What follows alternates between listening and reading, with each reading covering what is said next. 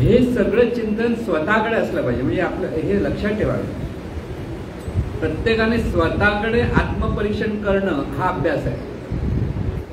जेव्हा आपल्याला शुद्धीकरण करायचं आहे, तुम्ही कार्यकर्ते असा की अभ्यास करणारे असा की कोणी असा, जर तुमचं स्वतःकडे लक्ष नसेल, स्वतःचं परीक्षण नसेल, तर तिथे सुधारणा होणं कठीण. कारण ज्यावेळेला साधक प्रथम सुधारतो कधी, त्याला कळतं आपला अहंकार कमी होत नाहीये. आपण अनेक वेळा देहभावातूनच वागत असतो, कितीही प्रयत्न करतो देहभावातून जातोय. हे कधी होतं, जेव्हा आपणच आपलं परीक्षण करतो तेव्हा. म्हणून खरा साधक तोच की जो स्वतःचं परीक्षण करतोय. त्याच्याकडनं किती जीवनविद्येचं किंवा सद्गुरू सांगितलं ज्ञानाप्रमाणे त्याचं वागणं होत आहे की वागणं होत नाही, हे आपणच आपलं परीक्षण आपणच जेव्हा पाहतो आणि आपल्या चुका आपल्याला जेव्हा कळायला लागतात, तेव्हा कुठेतरी आपण सुधारणेच्या दिशेने वाटचाल करू शकतो. जोपर्यंत आपल्या चुका कळत नाही तोपर्यंत आपण सुधारू शकत नाही.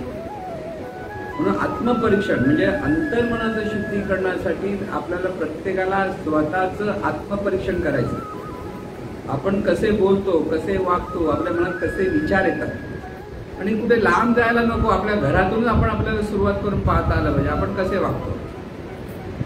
एका कोपऱ्यात बसून आपलंच वागणं आपण पाहता आलं पाहिजे, विचार केला पाहिजे आपण दिवसभरात कसे वागतो, कसा विचार करतो.